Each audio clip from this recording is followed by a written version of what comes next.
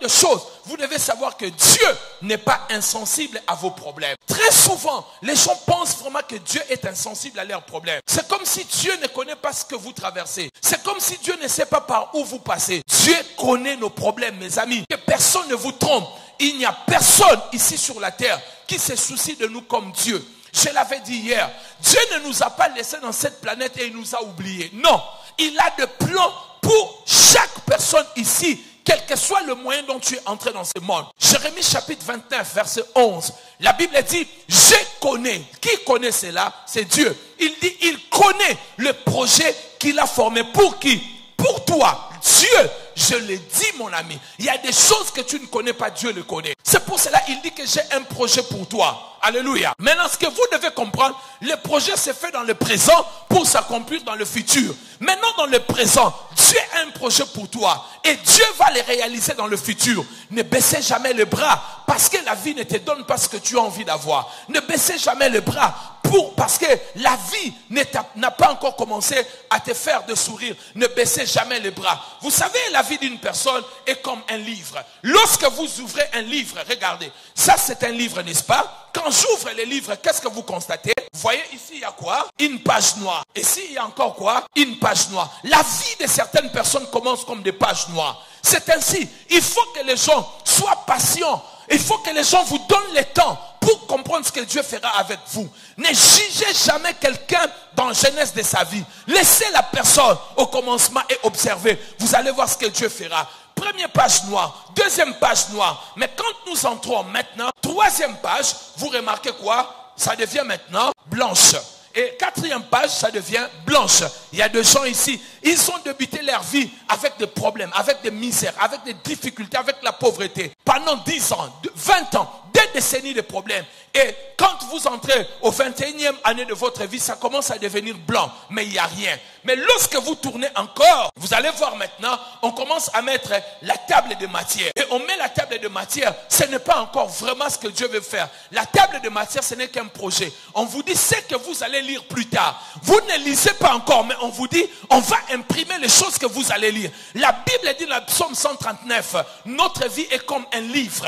Ainsi, mes bien-aimés dans le Seigneur, si quelqu'un ne m'a pas encore lu jusqu'à la moitié, ne me juge pas au commencement. Le commencement, ça peut être noir, mais continue à feuilleter ma vie, continue à attendre et tu verras ce que Dieu a écrit sur moi. Qui m'a dit amen? Je sais ce que je suis en train de vous dire. Je ne vous prêche pas des discours, je vous parle de choses vraies. Je viens d'une famille pauvre. Quand je vous parle de la pauvreté, peut-être vous n'avez pas connu cette pauvreté. Amen. Nous, on préparait avec des popos. Qui connaît des popos? Je ne sais pas si on appelle ça toujours popo ou copo. Quelque chose comme ça. Comment? Copo. Vous connaissez cela? Ça veut dire quand on taillait le bois. Vous voyez le poussière de bois là. Nous, on préparait. On n'avait même pas l'argent pour acheter des charbons. On préparait cela. Mais chauffabilo quoi. Quelqu'un me dit amen bien. Donc ça envoyait le feu sérieusement. Nous, on mangeait une fois et on partait dormir. Une fois la journée. Et mon neveu a mangé très tard. La souris a mangé le doigt de mon neveu. Jusqu'aujourd'hui, le doigt est déformé, symbole de la pauvreté. Nous, on a connu la pauvreté.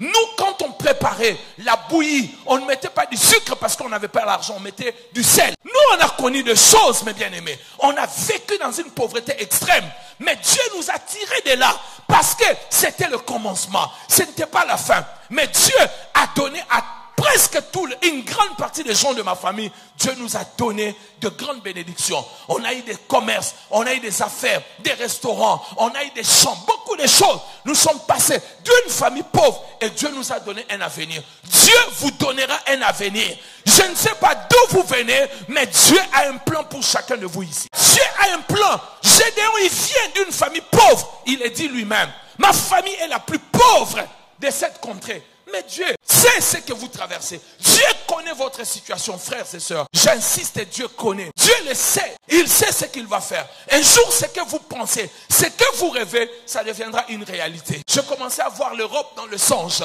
La première fois, j'ai rêvé de la Belgique. J'étais à Bunji, dans un village. Je dormais sur une natte, au Congo-Brazza, au nord du Brazza. Je cherchais l'Europe à pied. Je dors, je me vois à Bruxelles, je me réveille. Je n'ai pas envie de me réveiller parce que les songes étaient tellement bien. J'étais dans un environnement, il y avait des lumières, il y avait des voitures, il y avait de belles choses. Je suis parti, je redormis encore. J'ai fait les rêves, j'étais encore à Bruxelles. Mais quand je me réveillais, j'étais sur une natte. Le Seigneur était en train de me dire, enregistre cette image. Prends ta photo d'avenir. Prends ce que je vais faire avec toi. Même si tu es dans le présent, tu dors sur une natte. Mais prends la photo de ton avenir. C'est pour cela, mes bien-aimés, j'aime pas des choses qui sont passées. J'aime des choses qui vont arriver. Il faut arrêter avec des anciens souvenirs. Commencez maintenant à visualiser ce que Dieu veut faire avec toi. Et je suis rentré ne sachant même pas comment ça pouvait se faire. Une chose, je vais le dire tout à l'heure. Fais très attention de croire que les promesses de Dieu vont se réaliser avec tes moyens. C'est là où les doutes commencent. Parce que nous croyons que ce que Dieu a dit, ça va se réaliser avec nos moyens. Et quand on regarde le moyen que nous avons, et c'est que Dieu a dit que ça ne peut pas se réaliser, nous nous fatiguons, nous baissons les bras. C'est une grosse erreur. Ce que Dieu dit, c'est lui-même qui le fait avec ses moyens. Ça ne sera pas avec tes moyens. Il sait comment il va mobiliser ces choses pour toi. La première des choses, Dieu n'est pas insensible à vos problèmes. Tout ce qui vous arrive, Dieu le connaît. Il le sait. Il le sait même avant que vous le dites. Il le sait même avant que vous le demandez. Dieu sait. Dis à ton voisin, Dieu connaît mes problèmes. Si tu n'as pas de voisin, parle toi-même. Dieu connaît mes problèmes. Frère, je sais de quoi je vous parle. Dieu connaît mes problèmes. Il le sait. Hier, je vous parlais. Vous savez, un jour avec le pasteur Rebecca, on avait que 3 euros et on avait faim.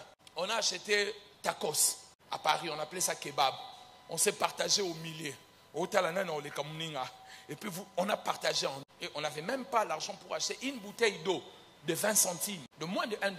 On n'en avait pas. On a demandé de l'eau de robinet, on a bu. Mais c'était que le débit. Cela n'était pas la fin. Dieu avait des projets sur moi et sur elle. Dieu savait ce qu'il était en train de faire.